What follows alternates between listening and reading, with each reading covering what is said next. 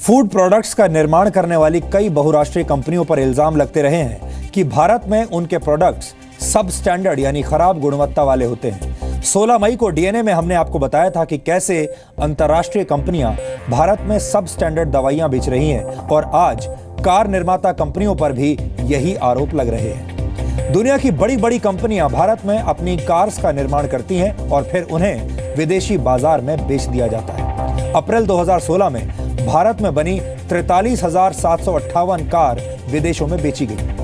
आपको जानकर निराशा होगी कि भारत में बनाई जा रही ये कारें जब विदेश में भेजी जाती हैं, जब विदेशों में बेची जाती हैं, तो इन्हें ज्यादा सेफ्टी फीचर्स के साथ तैयार किया जाता है। लेकिन जब यही कारें भारत के बाजार में आती हैं तो बेस मॉडल्स में या तो एयरबैग्स जैसे सेफ्टी फीचर्स दिए ही नहीं जाते या फिर इन फीचर्स को ऑप्शन के तौर पर शामिल किया जाता है और अगर आप इन ऑप्शंस को चुनते हैं तो आपसे एक बड़ी रकम वसूल की जाती है और हमारे देश के ग्राहक इसकी कीमत या तो अपनी जेब से चुकाते हैं या फिर कार एक्सीडेंट्स में अपनी जान देकर।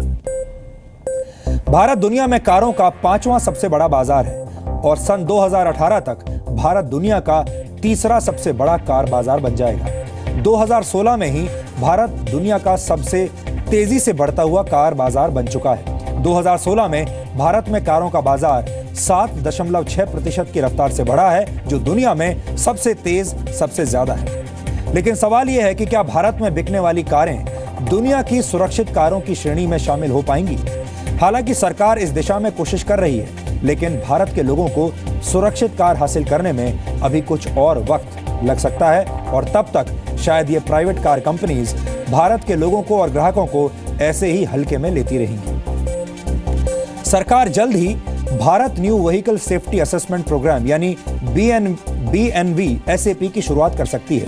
BNV SAP के तहत कारों की सुरक्षा जांच सख्त मापदंडों के आधार पर की जाएगी। इस प्रोग्राम के तहत 2018 से भारत में बिकने वाली सभी नई कारों को क्रैश टेस्ट से गुजरना होगा। BNV SAP के तहत भारत में बिकने वाली कार्स को स्टार रेटिंग दी जाएगी, यानी जैसे फिलहाल आप फ्रिज, माइक्रोवेव और एयर कंडीशनर्स जैसे इलेक्ट्रॉनिक उपकरणों को स्टार रेटिंग देकर खरीदते हैं, उसी तरह आप कार्स को भी स्टार रेटिंग देकर खरीद पाएंगे।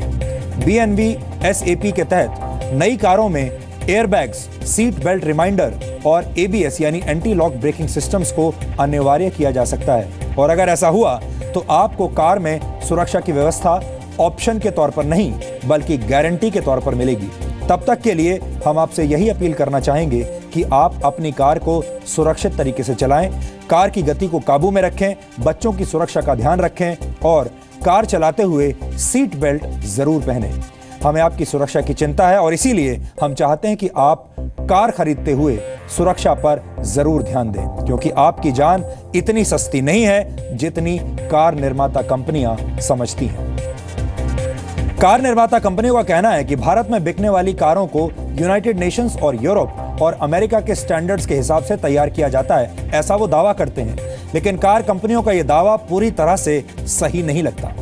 वर्ल्ड हेल्थ ऑर्गेनाइजेशन की 2015 की एक रिपोर्ट के मुताबिक पूरी दुनिया में बिकने वाली 80% कार्स सेफ्टी स्टैंडर्ड्स पर खरी नहीं उतरती। जाहिर है ऐसी सब स्टैंडर्ड कार्स का एक बहुत बड़ा बाजार भारत भी है। दुनिया के 46 देशों में कारों में ESC यानी इलेक्ट्रॉनिक स्टेबिलिटी कंट्रोल सिस्टम लगाया जाना अनिवार्य है। ESC स्टीयरिंग व्हील से नियंत्रण हटने की स्थिति में कार को संभालने का काम करता है। हालांकि भारत में अभी तक ESC को गाड़ियों में लगाना अनिवार्य नहीं किया गया है।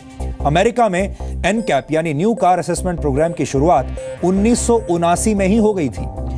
अमेरिका में NCAP passenger cars, pickup trucks, SUVs और वैन्स में लगाए जाने वाले सेफ्टी फीचर्स की निगरानी करता है। अमेरिका की तरह ऑस्ट्रेलिया में भी NCAP ऐसे ही काम करता है। ऑस्ट्रेलिया में NCAP के तहत 400 कारों का क्रैश टेस्ट किया गया और टेस्ट के नतीजों के बाद कार कंपनियां कारों में सेफ्टी फीचर्स लगाने पर मजबूर हो गई। यूरोपियन यूनियन के देशों में NCAP के साथ साथ सड़कों के डिजाइन में बदलाव करके और कारों को ज्यादा सुरक्षित बनाकर दुर्घटनाओं में 55% की कमी लाई गई है। इससे पता चलता है कि जहां चाह होती है वहां राह भी होती है।